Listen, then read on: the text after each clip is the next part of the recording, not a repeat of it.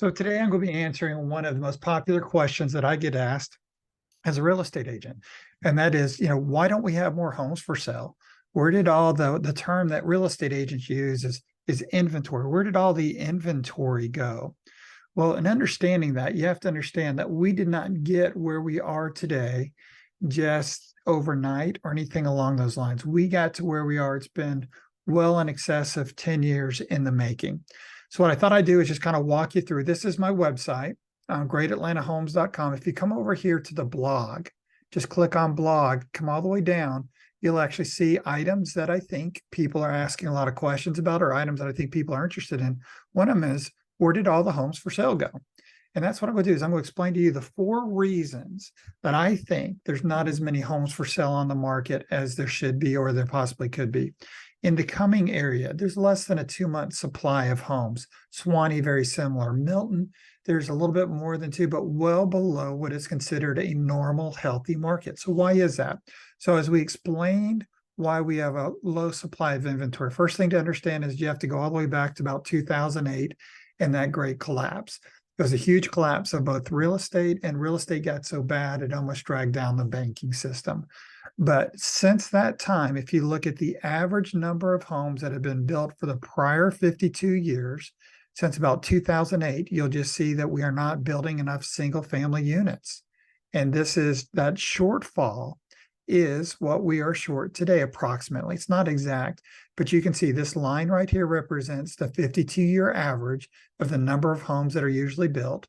And starting in 2008 to about 2012, very few homes were actually built. Very few homes started. And since then, the builders have just been very slow in going out full bore and building homes. They're not doing that. They're trying to get away from that boom bust cycle. And the banking industry is helping them do that by making it harder to get loans. But you can see right here, number one, we just have not been building enough homes since about 2008 to keep up with the growth of the population in America. The second item contributing to the lack of homes for sale is that people are staying in their homes longer. If you look at from about 1985 to about 2009, the average length of time people would stay in their home is a little bit over 6 years. Since about 2010, you can see that the average length of time people are staying is a little bit over 9 years. That's a 50% increase in the length of time people are staying in their homes. It used to be that everybody back here, everybody would assume they're going to stay in their home 15 or 20 years, and then their life circumstances would change and they would need a bigger home or smaller home, or they would get transferred. But that is not happening as much today, and people are staying in their homes longer. Probably the third reason, and this is actually a really big reason right now, is the fact that the mortgage rates are having, they call them the golden handcuffs. Today, according to the FHFA, almost 71% of all the people that own mortgages on their home, their mortgage rates are below 4%. Now, about 3 weeks ago, interest rates touched 8%. Today, they're somewhere between 7 and 7.5%. But it's very hard to leave an interest rate that's below 4% and buy a home with an interest rate of about 7%, unless there's been a change in your life. You're either downsizing, or you need more bedrooms, or you've been transferred for a job, or you want to live a little closer to the grandchildren. That is one that I am hearing more and more about. But those are 3 of the reasons that there's not as much inventory on the market. And then here's a blog that I think also would be the 4th reason, in my opinion, why we do not have as many homes for sale on the market. This is a home that I sold it's sometime between 2008, 2012. You'll see it's absolutely a stunningly beautiful home. My buyers actually bought it from the bank, who had foreclosed on the property from some builders. The builders had gone under. Beautiful home. But what we're seeing today is, compared to the 2008 to 2012 time period, the number of foreclosures, homes going into foreclosure, is just way, way down. Now you can see here, this is the foreclosure activity according to Adam.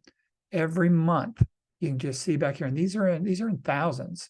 So you can see during the collapse, in excess of 900,000 foreclosures were taking place. As you can imagine, in a nation where we sell 5,000 4,500 to 6,000 homes a year. That's a huge number of foreclosures to be taking place in a month. And so you can see what impact that had on values. It drove values down. In fact, during that time period, about half of everything I sold was either a short sale or a foreclosure. Today, you can just see during this time period right in here, this is when the moratorium was going on. So there shouldn't have been very many foreclosures at all. Once the moratorium ended, everybody thought there would be a lot more foreclosures coming, and then those homes naturally hit the market. But you can see we're still below what is considered an average number of foreclosure activity. So why is that? Well, after 2008, banks, the qualifications to get a mortgage became much more difficult. You had to have a job, you had to have income, you actually had to have a down payment. And the down payment today, most people think it's around 20%. You can get into a home for FHAs around 3.5% if you want down. If you want to go and the USDA, you might be able to get 100% mortgage if you're looking in a USDA area, like a rural area. But mostly what you see is it's somewhere between 3.5% and 20% as the down payment. Well, with that, during this time period, the mortgages that were originated after 2008, very, very clean, very few foreclosures. Again, because people were having to put money down and qualify. And so that's why we don't have as many foreclosures today. And that's also why we don't have that percentage of homes coming on the market that we used to. Additionally, there's also the bankruptcies are well below the pre-pandemic levels. 2019, you can see here, that would be obviously the year before COVID. But even now in 2023, 2022, the number of foreclosures and bankruptcies are way, way down. That has to do with the robust job market, very strong job market with wage growth as well as low unemployment. But those are the 4 reasons that there's just not as many homes for sale. So what am I seeing in our area? Our number of homes for sale have gone up. In the past about year and a half, we've gone from a 0.4 month supply of homes all the way up to about a 1.8 month supply, close to 2 month supply of homes. That's a huge increase going from 0.4 to roughly a 2 month supply.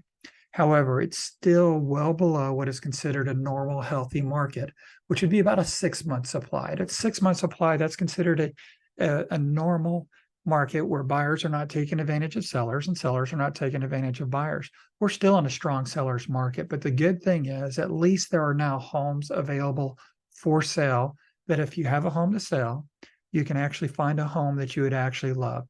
If you're thinking of buying or selling a home, my name is John Foster. I'm a full-time real estate. I specialize in selling homes in North Atlanta, which would be like the Alpharetta, Cumming, Milton, Suwanee areas. If you'd like an agent to help you sell your home, please take a look at my blog. You'll see that on average, the system I use will get people about 8.4 to a little bit over 12% more when they sell their home. It's a great system. If you have a home to buy, please reach out.